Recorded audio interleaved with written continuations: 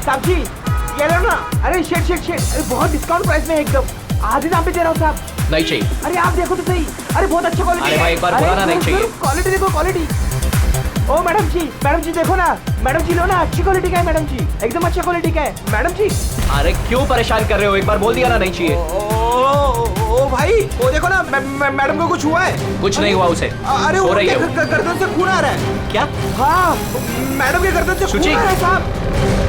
सुची वो देखो सुची वो देखो सुची।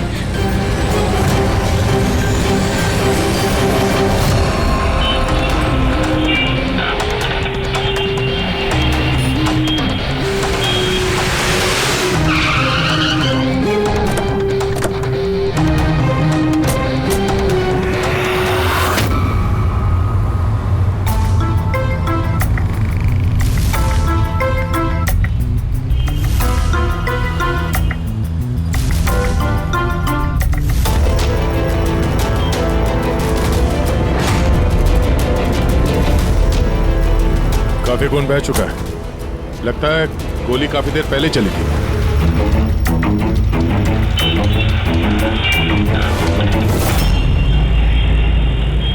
ये सब कैसे हुआ मिस्टर आशुतोष? अच्छा, और इनका नाम क्या है? ये मेरी बीवी, मेरी वाइफ सुची। मेरा मतलब है मेरी एक्स वाइफ सुची। Ex wife? ये सब कैसे हुआ? पता नहीं सर, मुझे कुछ पता नहीं चला सर। कुछ मालूम नहीं?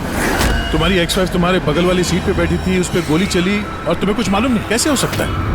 मेरा आशु कभी झूठ नहीं बोलता। अगर वो कह रहा है कि उसे पता नहीं चला तो आई एम श्योर उसे पता नहीं चला होगा। आप? जी मैं मेहिका, इनकी प्रेजेंट वाइफ।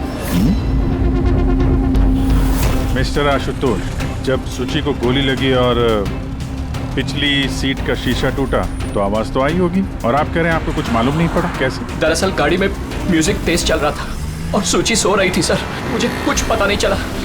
वो बंदा कुछ सामान बेचने आया, उसने जब मुझे बताया तब मुझे पता चला कि सुची। गाड़ी में म्यूजिक चल रहा था और सूची सो रही थी। कमाल है, अक्सर लोगों की नींद जरा से आहट से खुल जाती है और इतने लाउड म्यूजिक में सूची सो रही थी। सर आपकी बात से पता चल रहा है कि आप मुझ पर शक कर रहे हैं। सर मैं ऐसा क्यों करूंगा? सुची और मेरा डिवोर्स जरूर हुआ था, लेकिन हम बहुत अच्छे दोस्त थे, हमारे अच्छे ताल्लुकात थे। अब दिनेश से पूछ लीजिए प्लीज। दिनेश? सर मैं सुची का भाई। आशुतोष सही कह रहे हैं सर, तलाक के बाद भी आशुतोष और सुची में बहुत अच्छे ताल्लुकात थे, कभी कोई मनमुटाव नहीं था। अच्छा, तो आप लोग जा कहाँ रहे थे? हम हमारी बेटी रूही की बोर्डिंग स्कूल से लौट रहे थे। तो ये सुची कार में बैठते ही सो गई या बाद में? सर दरअसल हमारे बीच में बहस हो रही थी। आशुतोष, रूही का स्कूल बहुत अच्छा है, हमें उसे उस स्कूल से नहीं निकालना चाहिए। सूची, ये स्कूल बहुत ही महंगा है, मैं इसकी फीस अफोर्ड नहीं कर सकता हूँ। लेकिन मैं कर सकती हूँ, और मैं अपनी बेटी की एजुकेशन में कोई कॉम्प्रोमाइज नहीं करने सूची, मैं तुमसे पैसे नहीं ले सकता। क्यों? ओह, तुम्हारा मेल ईगो आगे आ जाता है ना कि मैं तुमसे ज्यादा कमाती हूँ। जानते हो हमारे डिवोर्स की भी यही वजह थी। एक औरत एक आदमी से ज्यादा कामयाबी रिश्तों में होनी चाहिए, पति पत्नी में नहीं। मुझे तुमसे कोई बहस नहीं करनी है और ना ही इस बारे में कोई और बात करनी है। रूही इसी स्कूल में रहेगी। उसके बाद हमारे बीच में कोई बात नहीं हुई, मुझे लगा कि वो सो गई है। अच्छा, ये जब झगड़ा हो रहा था तो गाड़ी कहाँ पे थी, किस इलाके में? सर लिंक रोड के सिग्नल पे, केपी थिएटर के पास। और फिर उसके बाद कौन सा रास्ता लिया आप लोगों ने? सर वहां से फिर मैंने लेफ्ट लिया पानी फ्लाईओवर की तरफ और सीधा यहाँ पे आ गए? जी सर। यानी करीब 2 किलोमीटर तक ये गाड़ी चली, तो इस 2 किलोमीटर के बीच में ही कहीं पे गोली चली है सूची? पंकज, एक काम करो, केपी थिएटर से लेके यहाँ से इधर 2 किलोमीटर दूर तक चेक कर लो, कहीं पे कोई सबूत वगैरह मिलता है क्या? मतलब कांच वगैरह का टुकड़ा टूटा होगा, वो देख लेना, और पैदल जाना। 2 किलोमीटर सर? पैदल चलो। गोली बड़ी अजीब एंगल से लगी है। ये नीचे है, गोली ऊपर से नीचे की तरफ आई है। मतलब गोली चलाने वाले को हाथ ऊपर करना पड़ा होगा फायर करते समय। खुली सड़क पे किसी ने गोली मारी है और किसी ने देखा नहीं। हो सकता है खूनी थोड़ा दूर हो। फिर भी मुश्किल है निशाना लगाना ये चलती गाड़ी पे, और वो भी तब जब खूनी किसी गाड़ी पे हो या बाइक पे। ऐसे निशाना लगाना इतना आसान नहीं है।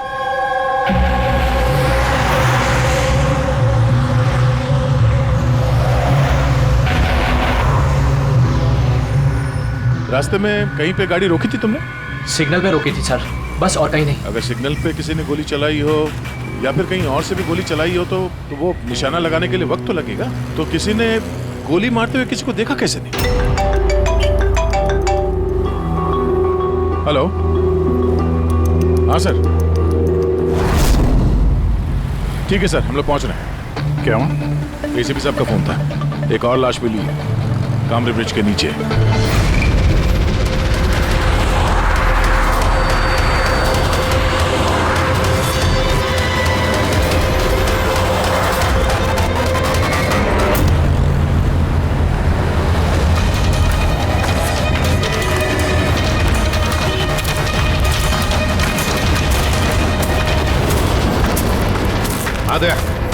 सर, आपको पता कैसे चला इस लाश का? लोकल पुलिस को आसपास के लोगों ने कंप्लेंट दी थी।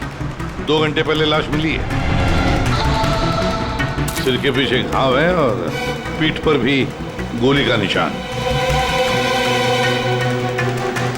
सर, एक बात समझ में नहीं आ रही है, इसे किसी ने यहाँ पे मारा या कहीं और मार के यहाँ पे फेंका है?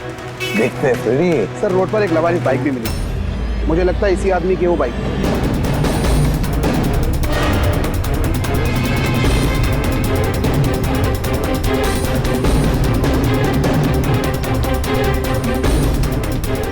Skid mark. सर, ऐसा लगता है ये आदमी बाइक पे जा रहा होगा, किसी ने पीछे से गोली मार दी, डिसबैलेंस हो गया, गाड़ी बाइक स्किड होके किसी चीज से यहाँ पे टकराई होगी और उसकी बॉडी यहाँ नीचे गिर गई। सर पे चोट उसी वक्त लग गया होगा।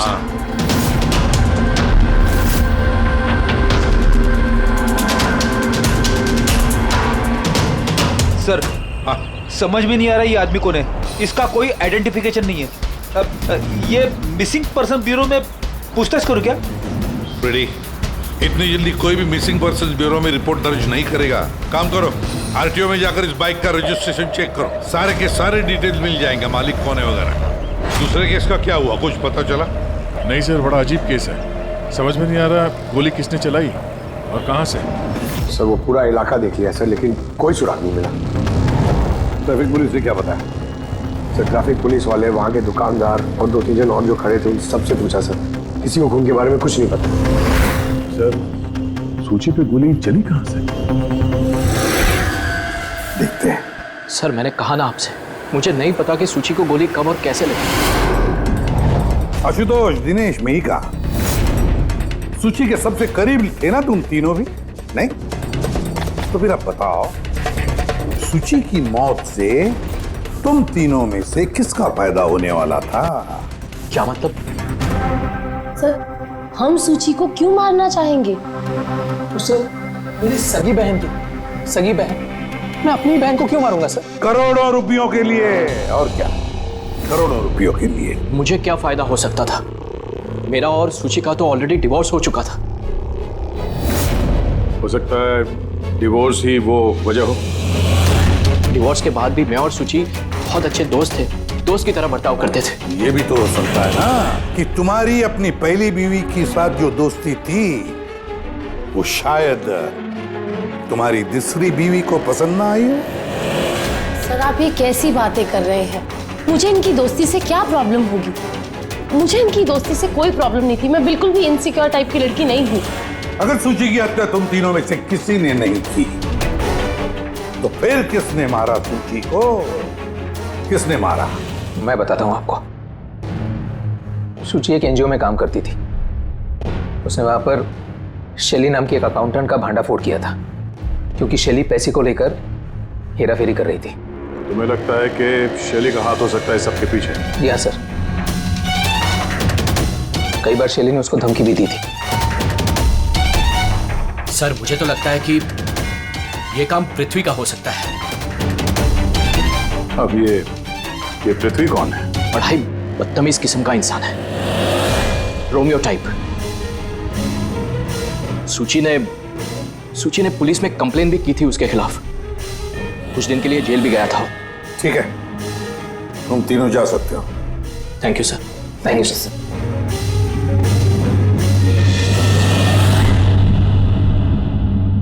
सर, ये तीनों गड़बड़ लग रहे हैं।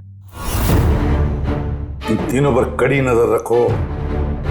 दया, शैली और पृथ्वी दोनों को ब्यूरो बुला लेते हैं। सर, आरटीओ से बाइक के मालिक का पता चल गया। सर, पृथ्वी और शैली का फोन अनरीचेबल आ रहा है, तो मैंने फ्रेडी से कहा है उनकी मोबाइल फोन को ट्रेस करने के लिए। ये तो हमारा डिलीवरी बॉय विवेक है।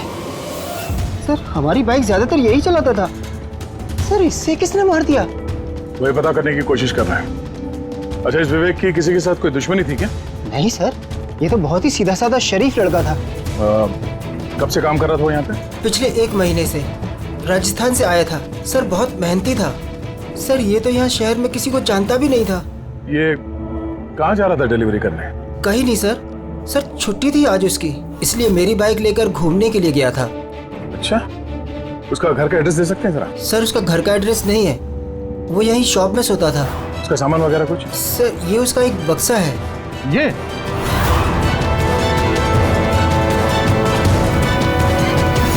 सर, ये विवेक के बॉक्सेस और सारे सामान चेक किए मैंने, उसमें ये सर्कस के पैम्फलेट्स के अलावा और कुछ नहीं मिला। या तो उसे सर्कस बहुत ही ज्यादा पसंद होगा, या फिर अपने फ्री टाइम में ये पैम्फलेट बना के वो पैसे कमाता होगा।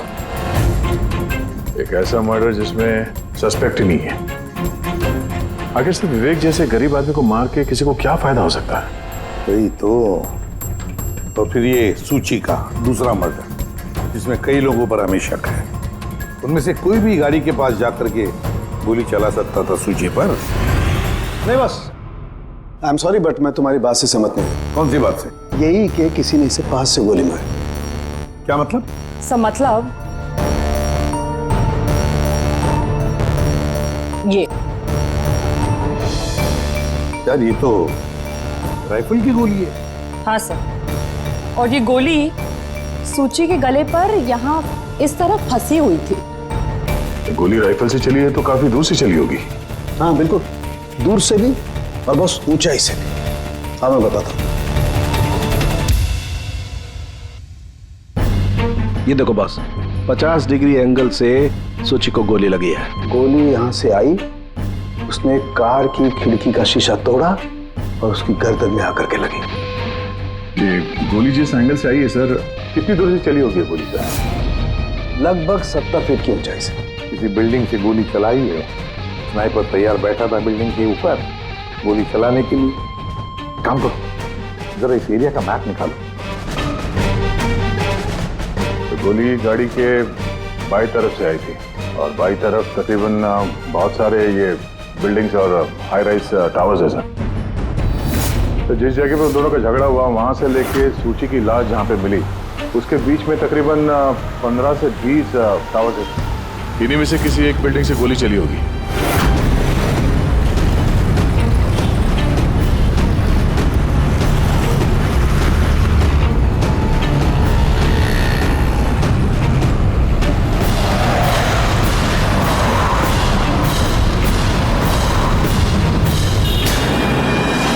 बस,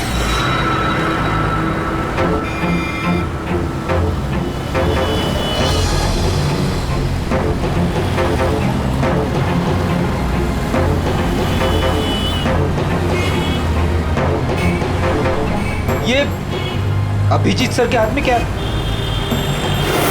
मार्क है फ्रेडी, ठीक उसी हाइट पे जिस हाइट पे सूची पे गोली लगी थी। और मेरे हाथ में ये डिजिटल डिस्टेंस रीडर है। इससे ये लेजर लाइट उस मार्क पे अगर ठीक जाता है तो इसका मतलब है कि गोली यहाँ इसी बिल्डिंग से चली है। थोड़ा कॉम्प्लिकेटेड है। ठीक है, ये अभी करके देखते हैं। हाँ दया, मैं तैयार हूँ। ओके अभिजीत, थोड़ा राइट में आना, राइट में। हाँ, हल्का। थोड़ा लेफ्ट, बस बस बस, थोड़ा पीछे, थोड़ा पीछे। ये देखा, ये लेजर ठीक उस मार्क पे हिट नहीं कर रहा, लग नहीं रहा है वहां पे। गोली ऐसे नहीं चली सर। एग्जैक्टली। अरे ये स्नाइपर के पास ज्यादा वक्त थोड़ी ना होगा निशाना इधर उधर करने के लिए, जब उसने शुचि पे गोली चलाई। एक काम करते हैं, किसी और बिल्डिंग में देखते हैं। ठीक है, चलो।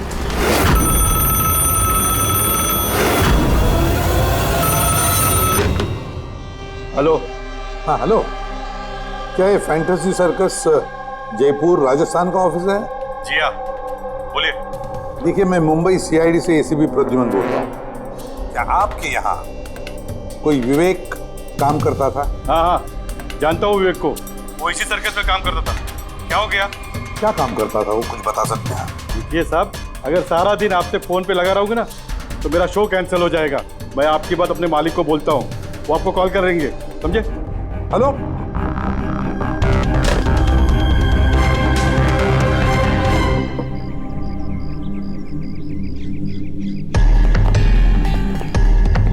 कमाल है सर, बिल्डिंग में वॉचमैन ही नहीं था। लगता है गोली यहीं से चली होगी। देखते हैं। हाँ अभिजीत, रेडी है?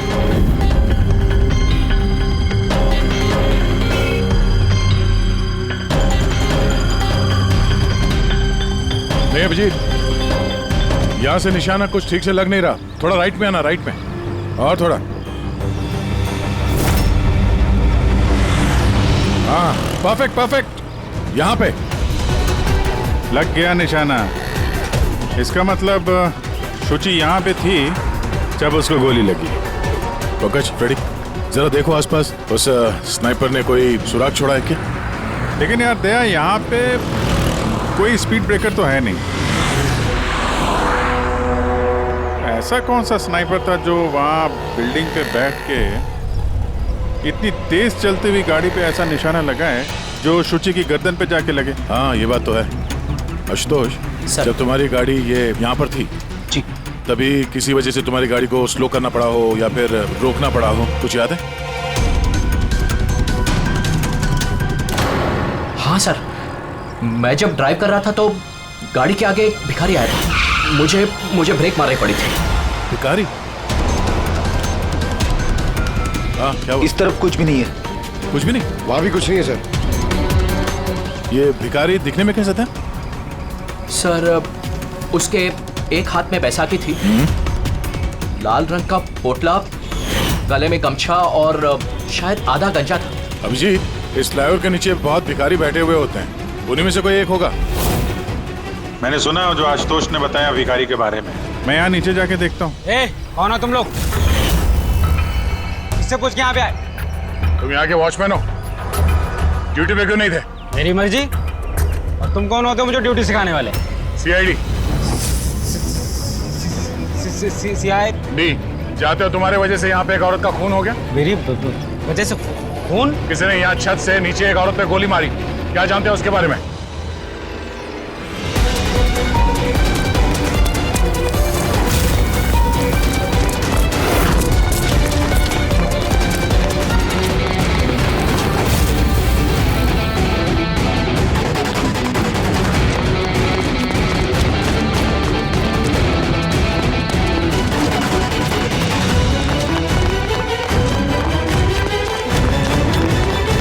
रुक जा।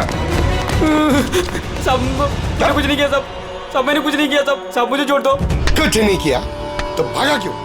मैं डर गया था सब। क्यों डर गया था? क्या जानता है इस खून के बारे में? साहब, मैंने पैसे लिए थे, लेकिन उसने ये नहीं बताया था कि वो किसी का खून करने वाला है। साहब, कौन था वो आदमी? पहले कभी देखा नहीं साहब। उसने बोला कि वो बिल्डिंग के छत पे अपनी गर्लफ्रेंड को प्रपोज करने वाला है। साहब, उसने 2 घंटे को 15,000 रुपए दिए थे साहब। मैंने तो इतने 1 महीने में भी नहीं कमाए साहब। उसने हेलमेट पहन रखा था और चश्मा लगाया हुआ था।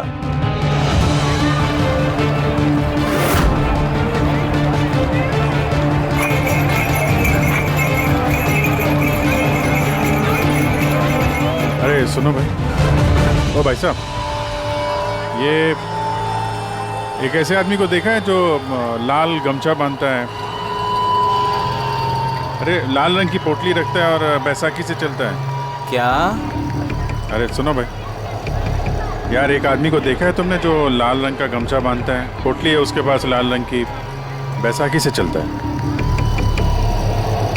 नहीं देखा?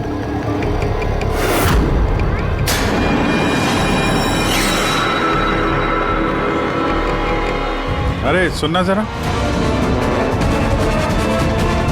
अरे सुनो भाई, बात करनी है यार। अरे ए, क्या कर रहा है भाई? अरे रुको यार।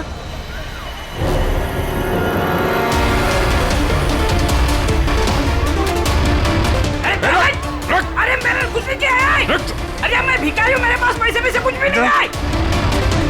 अरे कौन हो? छोड़ दो मुझे। अपाहिज होने का नाटक कर रहा है। तुझे मालूम है बिना पैर के आदमी कैसे जीता है? अरे कौन हो तुम? क्या चाहते हो? मेरे पास पैसे नहीं से नहीं, मैं रास्ते का भिखारी नहीं बन के जीता। जानबूझ के उस लाल वाली गाड़ी के नीचे गिरा था ना? कौन सी लाल गाड़ी? मैं किसी गाड़ी के आगे ले आया। साहब क्या दादागिरी है, आप इसे छोड़ दीजिए वरना ठीक नहीं होगा, मैं बता देता हूँ। सीआईडी से हूँ मैं। किधर चलो? शराफत से बता दे, वरना मैं अपने पे आ गया तो बहुत भारी पड़ेगा। नहीं साहब, आप पक्का सीआईडी से तो बताता हूँ। वो एक आदमी ने मुझे पैसा दिया था ये सब करने के लिए, और उसने कहा था कि जैसे ही लाल गाड़ी आती है तुम उसके आगे गिर जाना, तो मैं गिर गया साहब।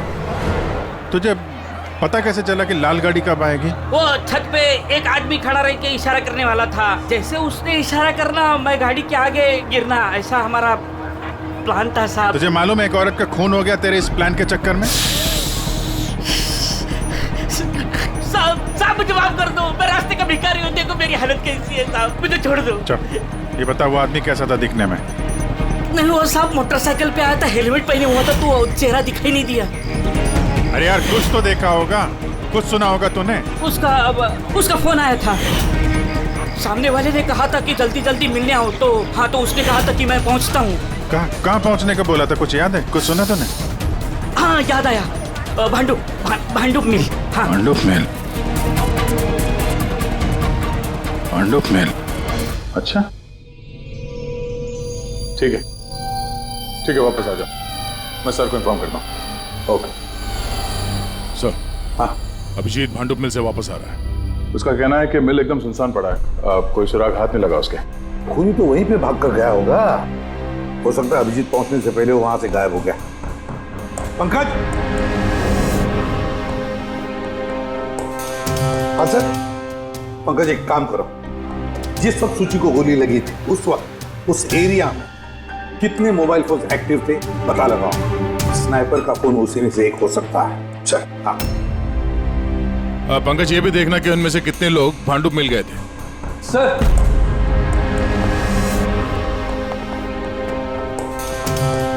सर ये शैली है, एनजीओ अकाउंटेंट।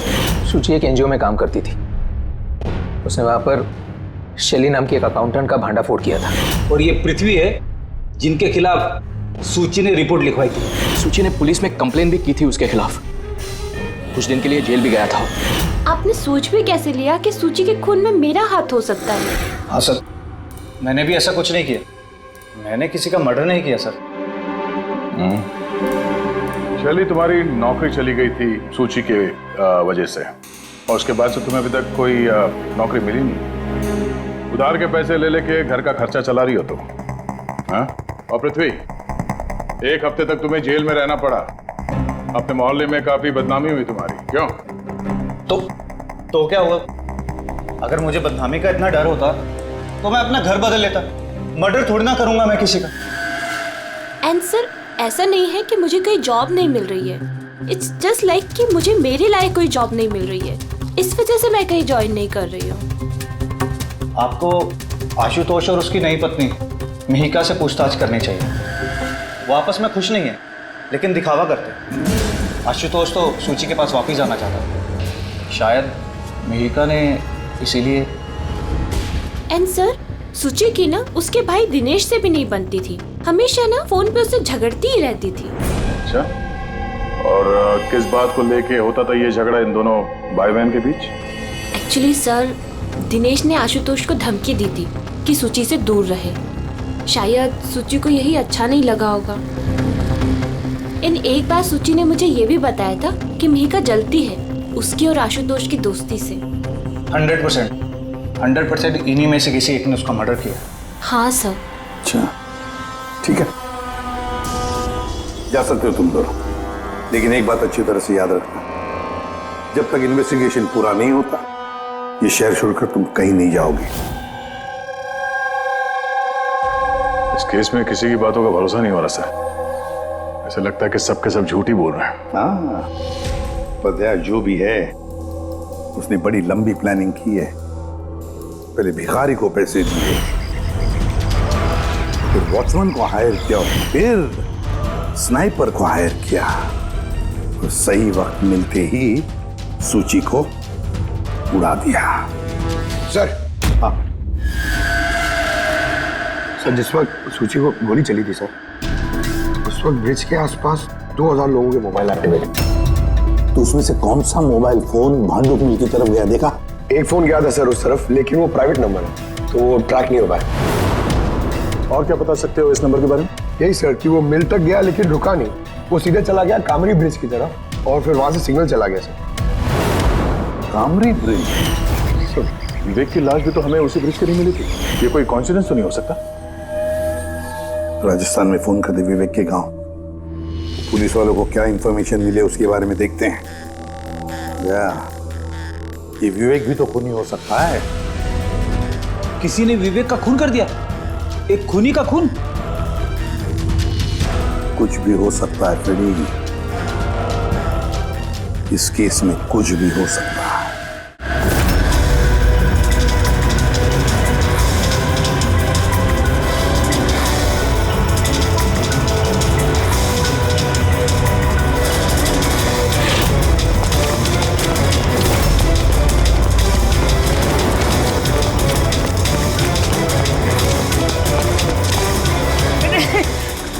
अबे बार बार भागता क्यों है?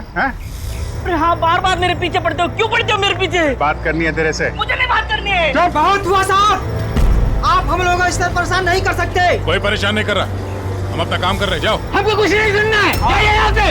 अरे एक आदमी का खून हो गया, समझ में नहीं आता? हाँ तो क्या हम लोगों ने खून किया है? हाँ, हम लोग गरीब लोग हैं, भीख मांग के खाते हैं, तो इसका मतलब हम पे इल्जाम डाल देंगे आप लोग? हाँ देखो ना।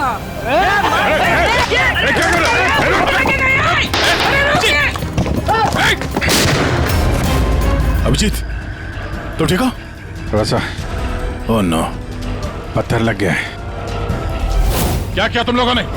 हाँ? ये देख, ये इसने पैसे दिए थे तुम्हें? इसका भी खून हो गया? हाँ मर गया ये, ध्यान से देख। क्या ये वही आदमी है जिसने तुझे बोला था कार के आगे गिरने के लिए? जरा जूम करो।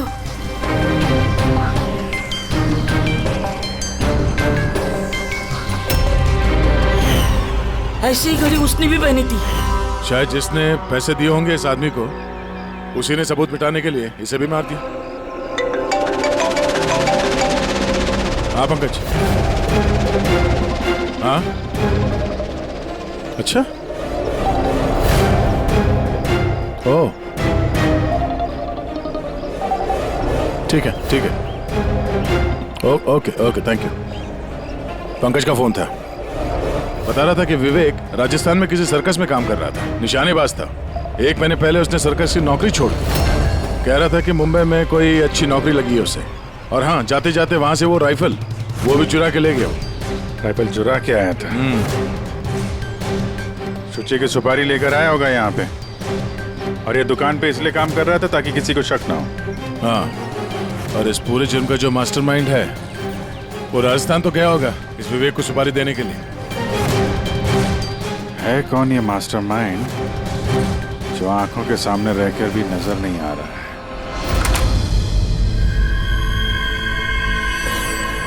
अरे मिस्टर आशु। सर आप लोग यहाँ? मिस्टर आशु, उस आदमी का पता चल गया है जिसने शुचि पे गोली चलाई थी। वाह, दैट्स अ ग्रेट न्यूज़। आपने पकड़ लिया उसे? विवेक नाम है उसका। आप लोग किसी विवेक को जानते हो? नहीं तो। कमाल है, आप किसी विवेक को नहीं जानते हो, मगर 15 बार कॉल किया आपने अपने मोबाइल से। क्या? सर मैं जब किसी विवेक को जानता ही नहीं हूँ तो मैं उसे फोन क्यों करूँगा? सिर्फ इतना ही नहीं, उससे मिलने तुम राजस्थान भी गए थे। सर्कस में उसकी गोली चलाने की कला तुम्हें इतनी पसंद आ गई थी कि सूची को मारने का कॉन्ट्रैक्ट भी दे दिया उसे, क्यों? एक मिनट सर, एक मिनट। ये बात सच है कि मैं बिजनेस ट्रिप के लिए राजस्थान गया था, लेकिन मैं कोई सर्कस में नहीं गया था।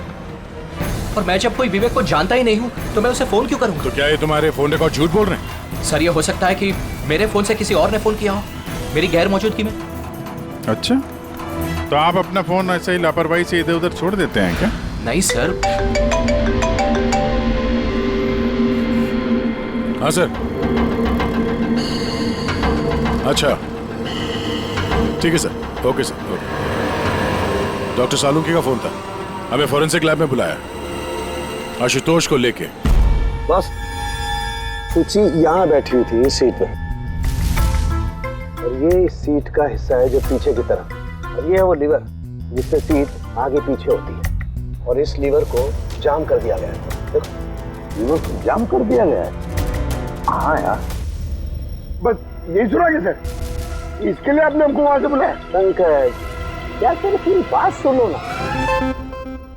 सुराग ये नहीं है कि ये लीवर अटका हुआ है, सुराग ये है कि इसे जानबूझकर पीछे अटकाया गया है।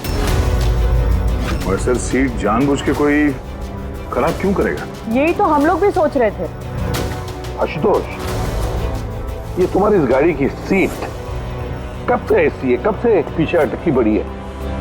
सर, परसों रात तक तो ठीक थी, लेकिन कल सुबह जब निकला तो रिक्लाइन काम नहीं कर रहा था। मेरे पास ठीक कराने का वक्त नहीं था, इसलिए ऐसे ही निकल पड़ा। सालुंकी साहब, सीट खराब होने का इस केस से क्या लेना देना? लेना देना है फ्रेडी, और लेना देना यह है कि खूनी चाहता था कि सीट पीछे अटकी रहे ताकि सूची की पोजीशन ऐसे रहे पीछे की तरफ। सर, अगर वो आगे बैठती या पीछे बैठती तो उससे खूनी को क्या फर्क पड़ता? खूनी तो गोली चलाने ही वाला था ना। यार पंकज, तुम एक काम करो, यहाँ ड्राइविंग सीट पे बैठो। सारिका, तुम सूची की जगह। हाँ। अब मान लो कि मैं सूची हूँ, तो जब मैं इस सीट पे बैठी थी तब मेरा सर ऐसे था।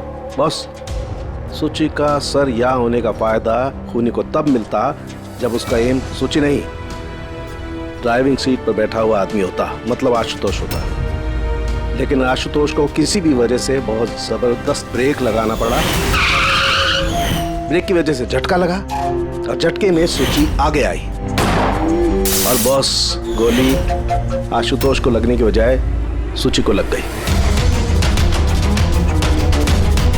सर, इसका मतलब आशुतोष खूनी नहीं है, बल्कि कोई उसका खून करना चाहता है।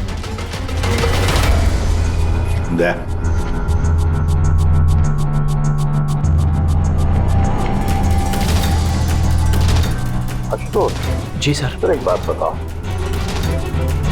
तुम्हारा कोई दुश्मन है? कोई ऐसा दुश्मन जो तुम्हारी जान लेना चाहता है? याद करके बताओ, सोचो।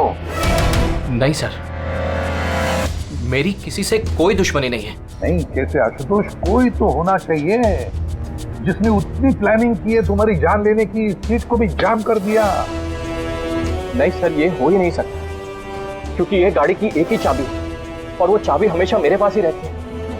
मुझे तो खुद समझ में नहीं आता सर कि ये सब क्या हो रहा है। कोई बात नहीं आशुतोष, वो जो कोई भी है हम पता करने की कोशिश करेंगे कि कौन है वो जो तुम्हें मारना चाहता है। ठीक है, चलो चलते हैं, आ जाओ। जी सर। सर, हमने आशुतोष को जाने क्यों दिया? अगर खूनी ने फिर से हमला कर दिया तो? देखते रहना पंकज, अब हम आशुतोष की हर मूवमेंट को ट्रैक करेंगे, हर बात हमें सुनाई पड़ेगी। सर, वो किसे? दैन ट्रांसमीटर बग जो लगाया है।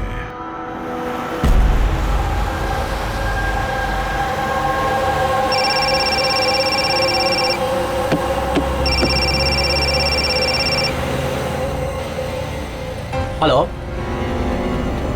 हाँ बोलो। अच्छा, तो आ जाओ घर पे। वहां पर वो जगह तो बंद है ना? ठीक है, आता हूं।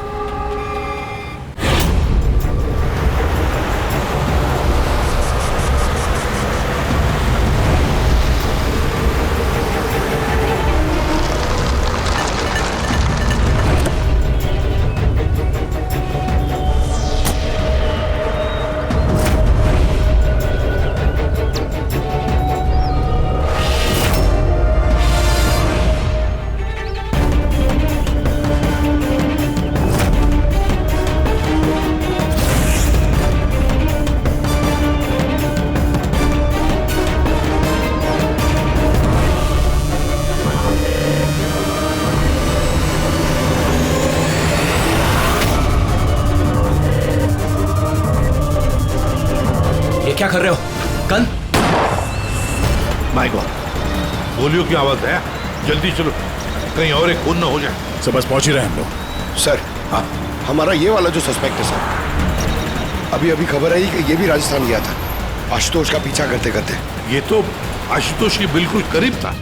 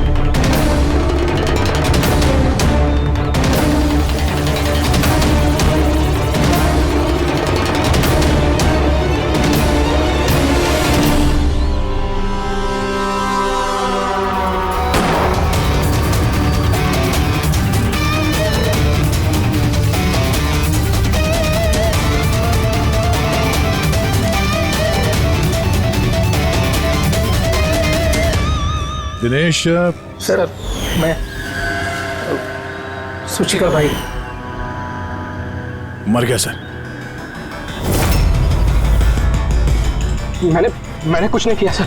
ये मुझे मारना चाहता था सर। ये मारना चाहता था मुझे। क्यों मारना चाहता था ये तुम्हें? सर इसे लग रहा था कि इसकी बहन की बर्बादी का जिम्मेदार मैं हूँ। शादी के बाद सुची डिप्रेशन में चली गई थी और उसने अपने आप को मारने की भी कोशिश की। और ये सब मैं नहीं जानता था सर, बिल्कुल नहीं जानता था। जाने अनजाने में इन दोनों की मौत का जिम्मेदार मैं बना हूँ। तो जाने अनजाने। पंकज, इसे जरा छांव में बिठा दो। मेरी फोरेंसिक लैब भेज दो।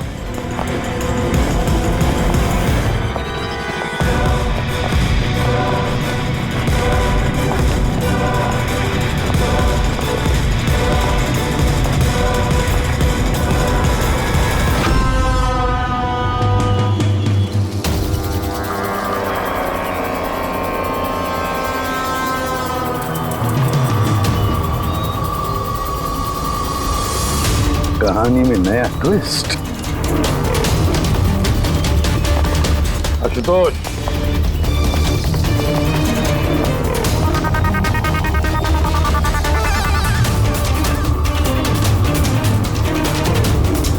जानते हो क्या है ये? नहीं सर, मुझे नहीं पता। नहीं पता? अभी जान जाओगे। पंकज, तलाशी लो इनकी। मगर क्यों? हाथ ऊपर करिए, पता चल जाएगा आपको। सर मैंने कुछ नहीं किया, मैं बेकसूर हूँ। आप मेरी तलाशी क्यों ले रहे हैं? मेरा यकीन मानिए सर, मेरे पास कुछ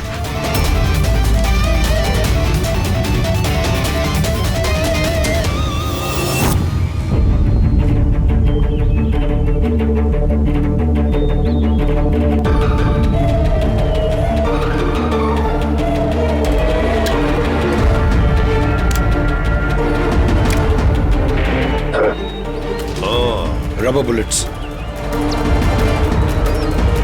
मुझे नहीं पता सर, इससे क्या साबित होता है? क्या साबित होता है? हा? तुमने इस गन से दिनेश का खून किया, असली बुलेट से। हा? तो फिर ये गन कैसे आई तुम्हारे पास? और वो नकली रबर बुलेट कैसे फायर हुआ और कब?